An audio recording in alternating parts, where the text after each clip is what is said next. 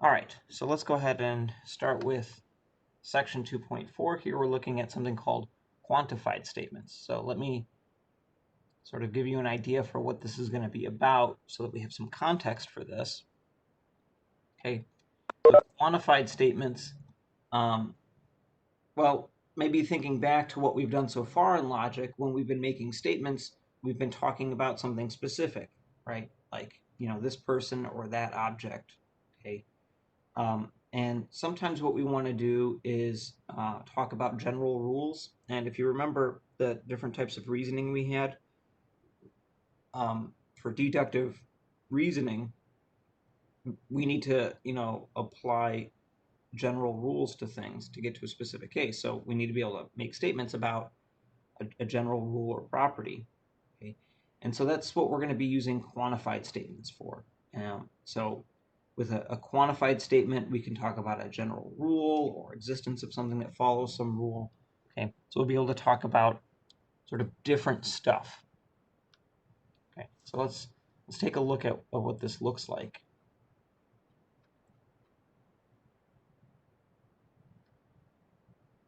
All right, so a quantified statement is sort of in addition to the simple and compound statements we've seen. So in the previous section, when we used a conjunction or disjunction or conditional or biconditional to combine simple statements and make a compound statement, okay, what we're doing here is something different than that. So we can have a simple statement that has a quantifier in it, so it's a quantified statement, and then we can combine those together to give us compound statements. So this isn't about being simple or compound. This is sort of a whole nother thing that we can do. All right. So here's our definition. A quantified statement gives us information about a general rule. So let's look at what some examples are. All frogs are green. Okay. So the quantifier here, the thing that makes this a quantified statement, is this all, right? It's sort of telling me not just about one frog that I saw, it's telling me a general property, okay, in this case about all frogs. Right? So the next one, some dogs have floppy ears. Okay, now this statement isn't telling me about one specific dog, but it's also not telling me about every dog. What it's saying is that there is at least some dog that has floppy ears, right? Okay, so this is telling me about the existence of something. Okay, so again, it's kind of this a little bit of a general rule. Okay, and no bears are funny. This is kind of going the other way. Instead of saying, a property, like a positive property, like that, okay, all bears are funny. This is going the opposite direction and saying that there isn't any bear that is funny. All right. So quantified statements tell us about all or some of the individuals in a category. Okay. All right, so there's two types of quantified statements. A universal statement tells us about all of the items in a category. So our first two statements were universal, right? This first one told me something about all of the individuals in my frog category, okay, that they're green. And this third statement also told me about all of the individuals in a sense, right? It says no bears are funny. So it's telling me that out of the collection of bears, none of them have this property of being funny. Okay, so it's still telling me about all of them. All right. An existential statement tells us about some of the items in a category.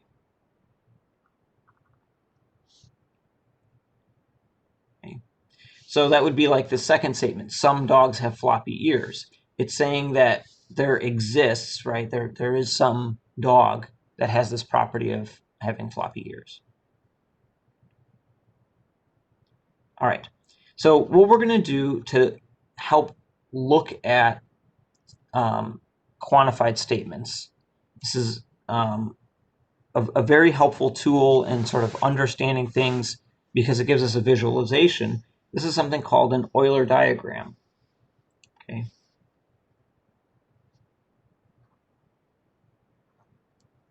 Okay, so it's spelled within, this EU. It's pronounced Euler. He was a Swiss mathematician in the, I think, 18th century.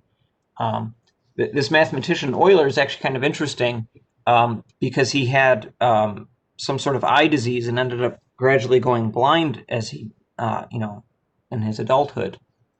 And that didn't seem to slow down his mathematics. So I don't know if you've ever tried to do math blindfolded, but it's tough, right? So that means that, like, if you're working with some sort of complicated equation, you have to keep all of that information in your head. And that did not slow him down at all. Like he would, as his students would write these long equations that would take up like an entire chalkboard, right? He would point out mistakes, as they're reading through it. And he was also a very prolific mathematician. He published, I think, over 1,000 original research papers. That's no small feat. Okay, so these are diagrams that are named after him. I don't know that he was the first person to do this. Oftentimes, you have simple things named after people who did great things, and it's not because of that simple thing. It's because of other things. But here we go. So when we make an Euler diagram, categories are represented by circles. And we're going to label the circles with a capital letter. Individuals are represented by dots, labeled by a lowercase letter. And again, the capitals and lowercases are just to keep things more clear. We want to have as little confusion as possible. Okay, so let's look at an example of using an Euler diagram. So Linda is a bank teller. I'm going to represent this statement with an Euler diagram. So I have this individual Linda, and then I have this category, right, bank teller. So the bank teller is a category, so I'm going to represent that with a capital letter. So we'll use T for teller.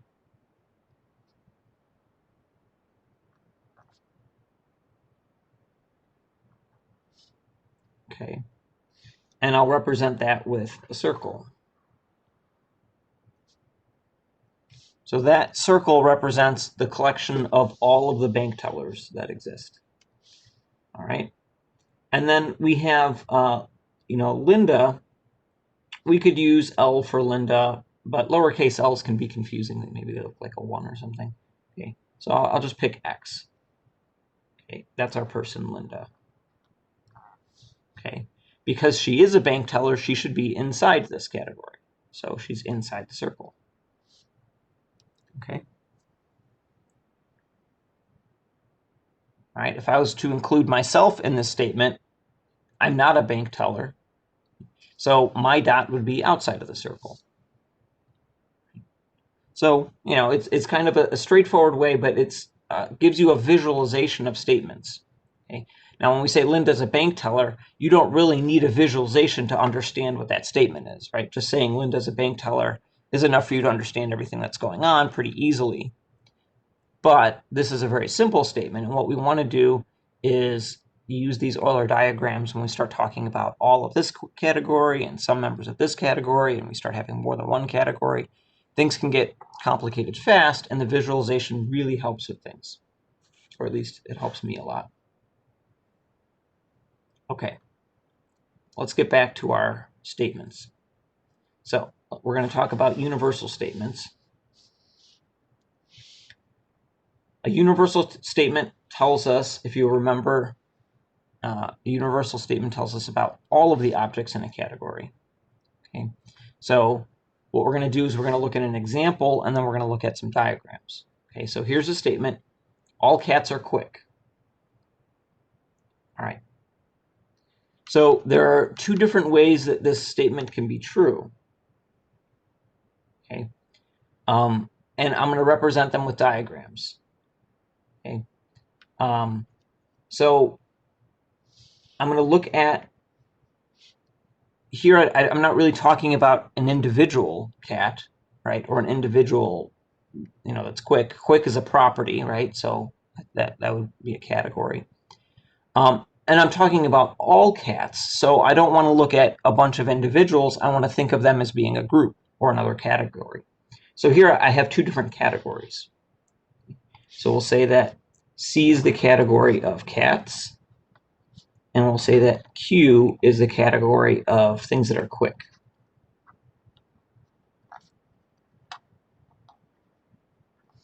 Okay, so one way that we could draw this diagram to say that all cats are quick is I could say that here is my circle for quick things, and all of the cats are inside it. So the whole group of cats is somewhere inside here. Okay. So in this first diagram, the cat circle is inside the quick things circle.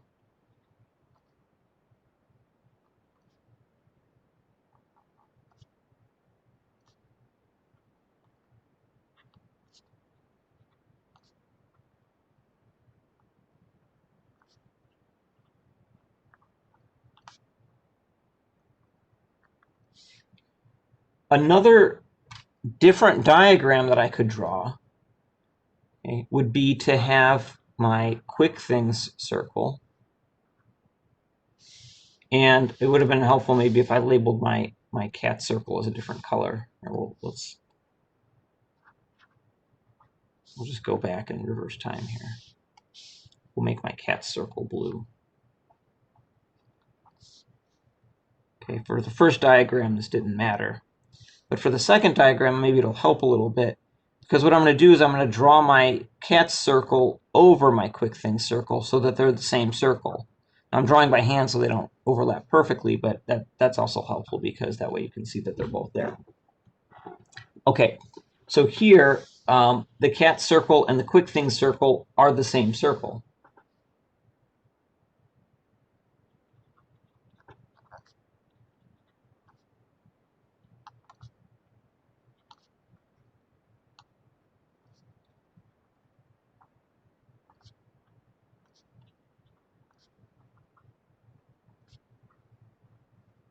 Okay. In both of these cases, my statement, all cats are quick, is true, but these are sort of different situations, right? In diagram 1, it looks like there's room for other things that are not cats to be quick. And in diagram 2, there is no room, okay? So there is nothing that is quick and not also a cat. All right. Now, remember, when we're looking at these logical statements, what we want to do is look at possibilities. We don't want to get ourselves too hung up on what happens to be true in real life, right? We want to look at what people might say, right? So we're not trying to say, oh, this is true and this is false. We want to analyze what are statements people can say. So, we don't want to limit ourselves to just what we think is true. All right, here's another kind of universal statement. No birds are fish. Okay, so this one has the no in it, which we also said is a universal statement, right? It's telling me about everything in a group, but in a very different way than an all statement is. All right, so there's really only one way that we can diagram this. So if I make a category for birds, and I make another category for fish, okay.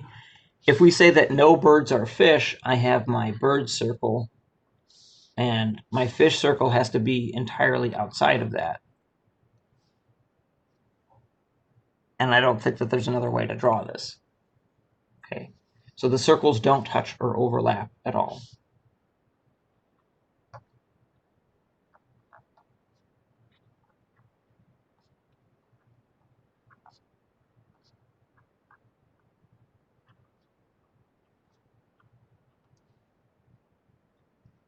Okay. All right, so that's diagramming universal statements. Now let's look at diagramming existential statements. Okay. So, yeah, let me go back up.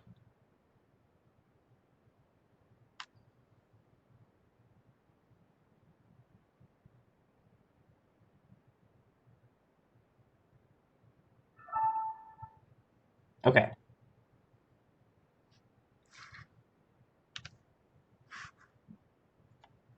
All right. So existential statements, remember, are statements that tell us about some of the objects in a category.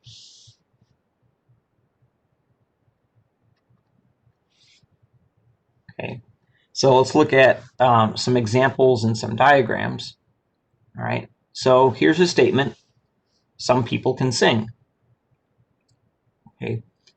We're going to take this one statement and we're going to draw 4 different diagrams. And in all of these diagrams, the statement "some people can sing" is going to be true. Okay. So in our first diagram, what we're going to do is we're going to think of a possible situation where there are singers who aren't people, and there are people who aren't singers. Okay. So I'm going to let, okay, again, if I look at my statement, it says some people, so people is going to be one of my categories I'm talking about, and it says can sing, so being able to sing, right, those things that can sing is going to be another category. Okay, so I'm going to label one of my circles P for people, and I'll label another category S for sing. Right. Okay, so in my first diagram, I want to make sure that there are some people who sing, but there's some people who don't. And I want to make sure that some of my singers fall in that people category and some don't. So what I'm going to do is I'm going to make 2 circles. There's my people circle, and then my singer circle. They overlap, but they both also have a piece all to their own. Okay, so the circles overlap.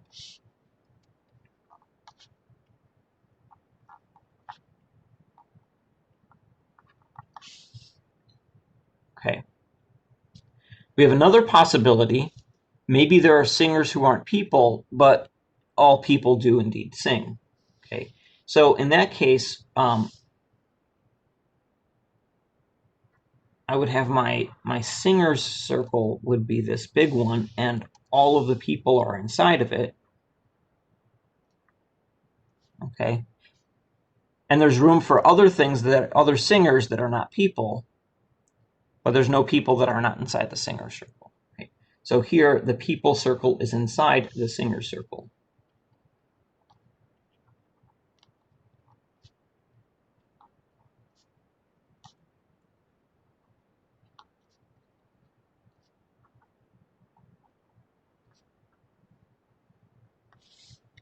Okay, and then we could go the other way. We could say, well, I could have my people circle, and I could say that all of the singers are inside of that, but there is room for people that are not singers. Okay, so there's people who don't sing, but everyone who does sing is a people. Okay, or we can say a person. So in that case, the singer circle is inside the people circle.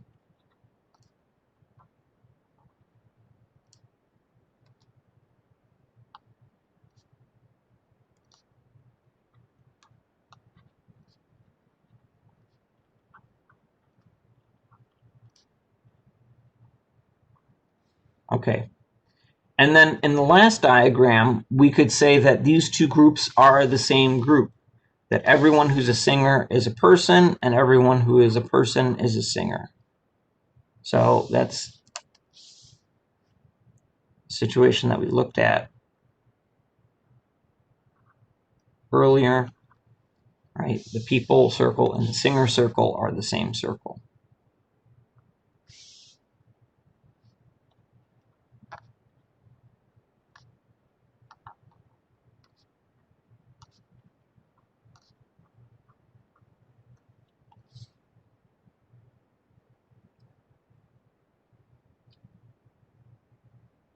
Okay, so all of these are diagramming an existential statement. Every one of these cases, the statement "some people can sing" is true.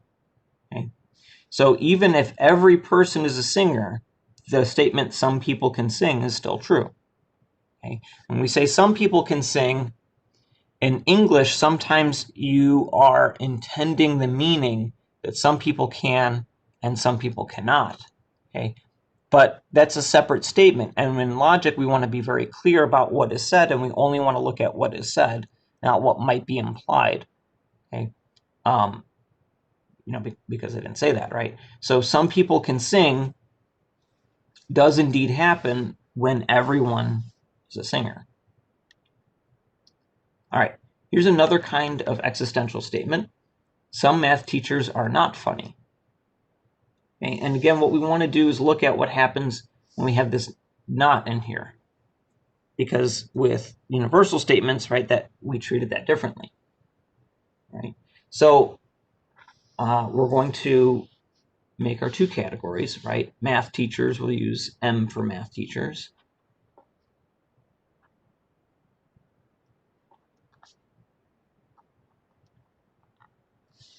And we'll maybe use F for people who are funny.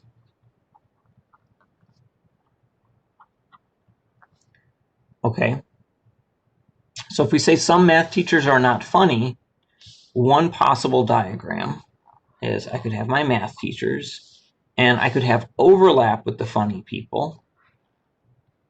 But there's room for math teachers who are not part of that funny category. Okay, so that would be some math teachers are not funny. Some are, and some aren't. Okay. I could have this situation another way. Some math teachers are not funny. So here's my math teachers. Some of them are not funny, which means I want to have room for math teachers that are not in the funny circle. But I could have that and not have any funny people outside of the math circle. So we could squeeze this whole circle of funny people inside. And then my statement, some math teachers are not funny, would still be true. I have room here. There's math teachers here that are not in the funny circle. Okay. And the third possibility is that maybe there's just no overlap at all. Here's my math teachers. Here's my funny people. Completely separate groups. Okay. And in all of these cases, some math teachers are not funny is represented, right? That's a true statement for each one of these that we've diagrammed.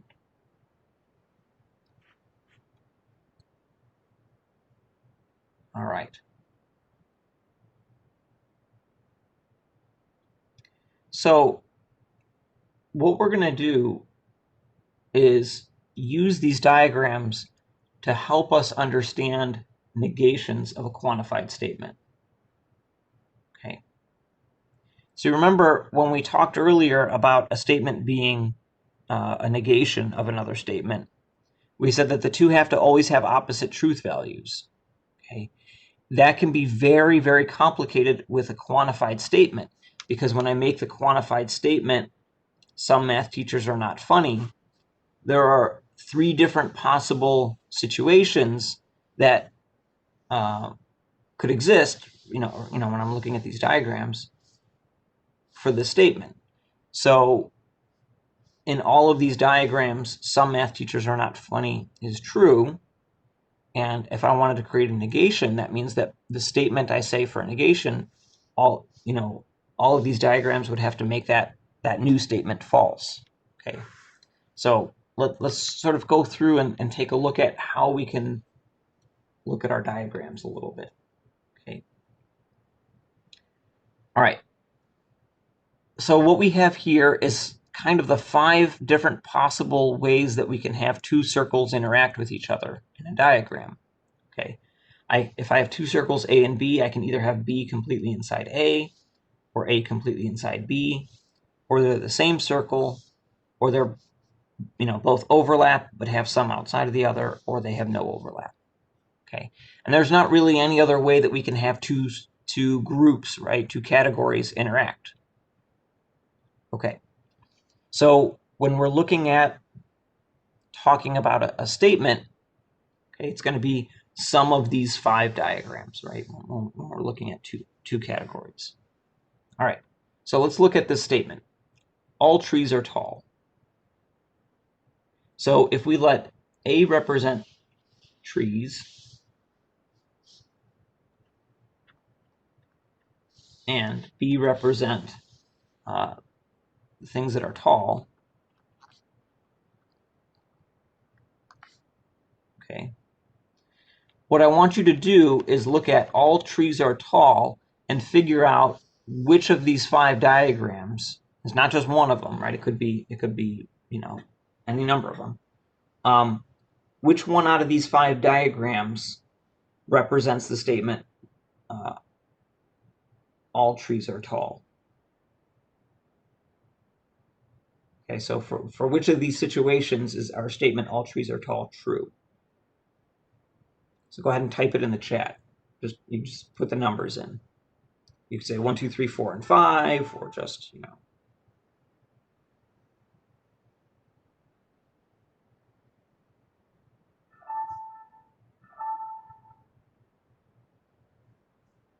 All right, so we've got a 1, 2, 3. All right, all trees are tall. So my A is the trees, okay, and B is the tall things. So if all trees are tall, then I want my circle of trees to be completely inside the circle of tall things. I don't want any trees that are not part of that tall things group. Okay. So if I want A to be completely inside B, that means that I could have diagram 2 where A is totally inside B, or I could have diagram B or 3 where A and B are the same circle, so all of the trees are inside that group of tall things, and vice versa. Okay, so diagrams 2 and 3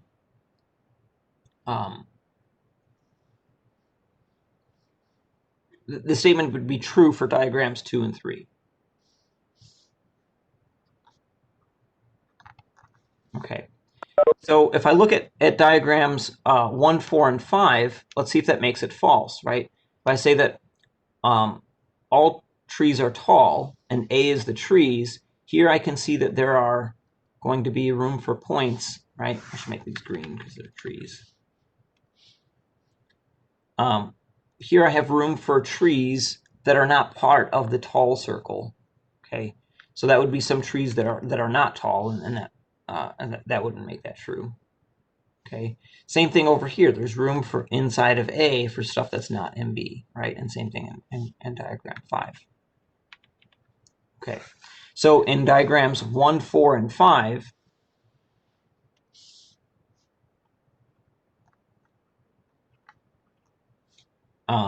that statement would be false.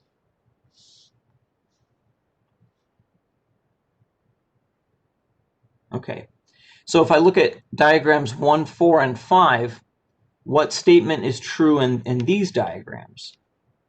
Well, remember that the key thing that I was looking for were there were things in A that were not in B. So we could just say that, right? Things in A, which means that they're trees, okay? So that are not in B, so not tall. So I want to say that there exist some, or there are some trees that are not tall. So that would be my statement.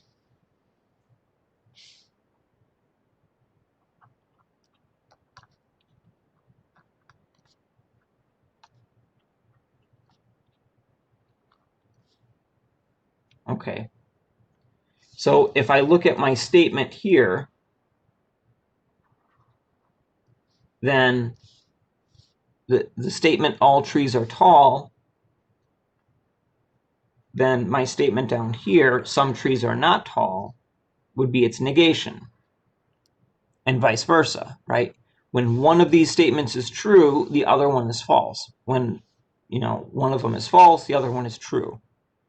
Okay?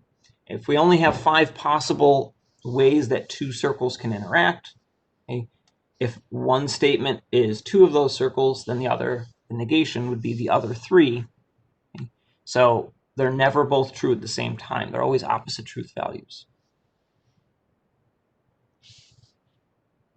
All right, so that's a statement and a negation. Any questions before we go on?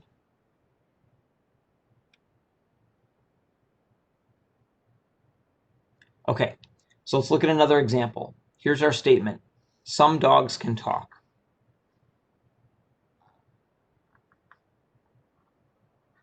I want to form the negation of that statement. I want to write a sentence that is the negation of some dogs can talk. Okay. All right, so we're going to let A represent one of my categories, right? So we'll just say dogs. We'll use blue for circle A.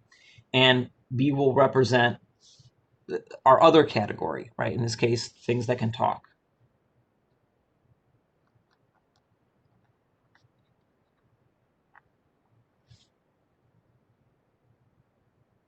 All right, so if I want to say some A are B, let's look at these 5 choices that we have and try to imagine, right, in which one of these would our statement be true. Some A are B.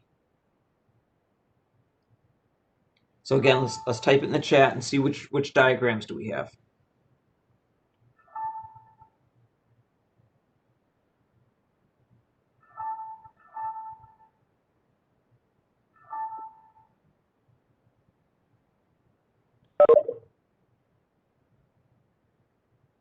Okay, so some A are B. So I want to look at any diagram where some of the members of A are part of B.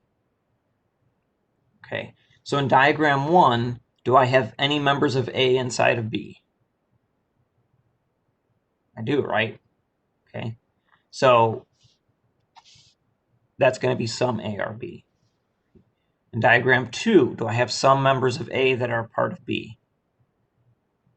Well, here all the members of A are part of B, yep.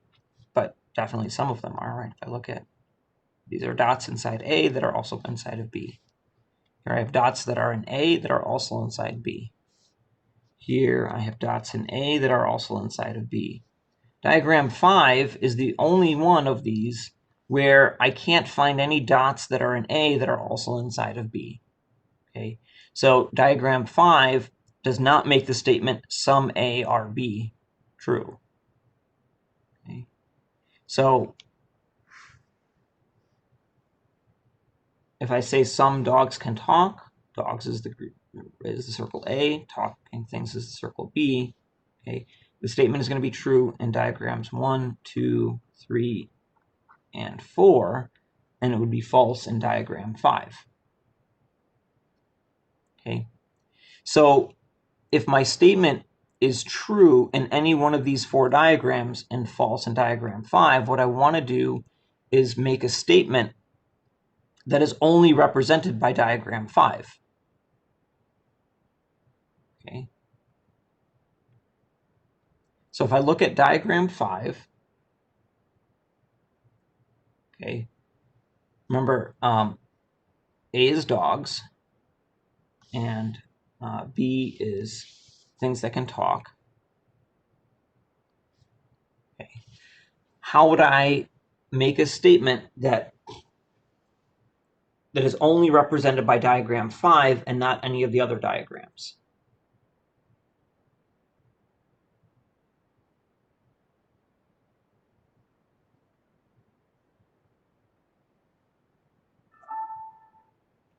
Right, they don't interact at all. So give me a statement about dogs and talking.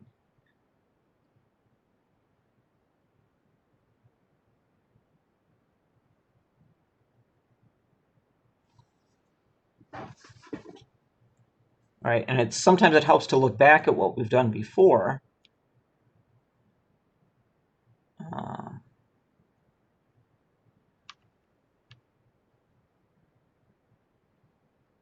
So back here in this example, when we said no birds or fish, we said here's how to draw that diagram.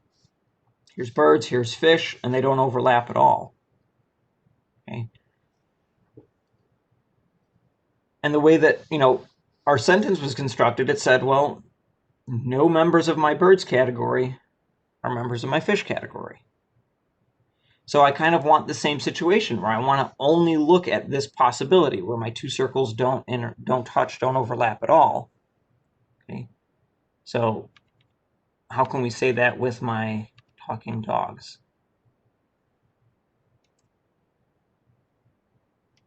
Right? If I want to say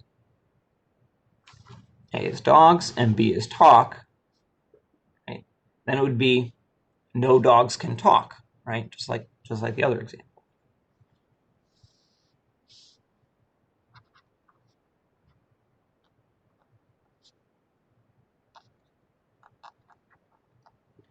Okay.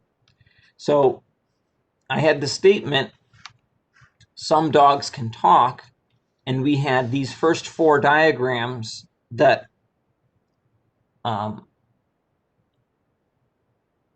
the statement was true for those first four diagrams and false for this fifth one. So to create a negation, we need a statement that's true for diagram 5 and false for diagrams 1, 2, 3, and 4. Okay. So no dogs can talk is true for diagram 5. No dogs can talk is false for diagrams 1, 2, 3, and 4.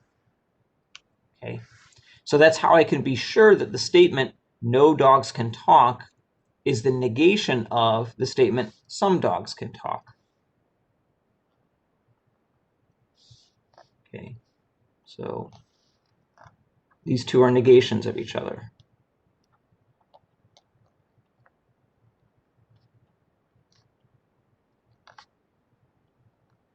Usually we would just refer to it as a statement and that statement's negation.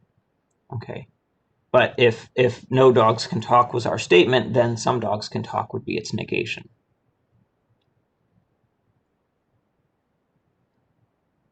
Okay. Now what I want to address is, I think, a real common misconception.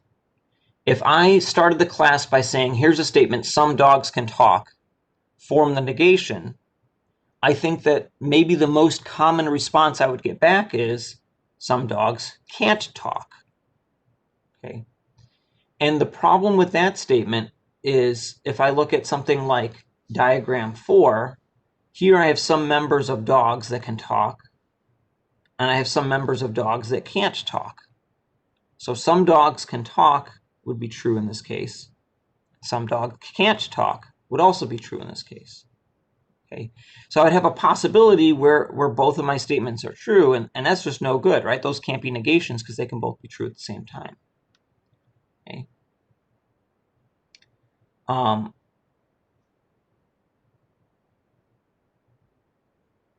So we have to be a little bit careful, and that was the whole reason to look at these with diagrams. Okay. Is to be very careful about what's going on. And one of the difficulties when we're talking about statements and negations is that we want to create, when we create a negation, we want something that's false when our original statement is true and true when our original statement is false. And one of the things that makes that challenging to think about is your brain will immediately try to figure out whether or not, when we say a statement, whether or not that statement is true. And that can be distracting. We don't need to know whether or not all trees are tall or some dogs can talk. We don't need to know whether or not that's true to talk about the negation. Okay? And when we're analyzing things in logic, when we're analyzing an argument, we don't want to get hung up on the details on whether or not premises are true. What we want to do is say, does the conclusion follow from the premises, right? So we want to look at the structure of an argument and not get hung up on whether or not specific things that we say are true or false. All right. Any questions so far?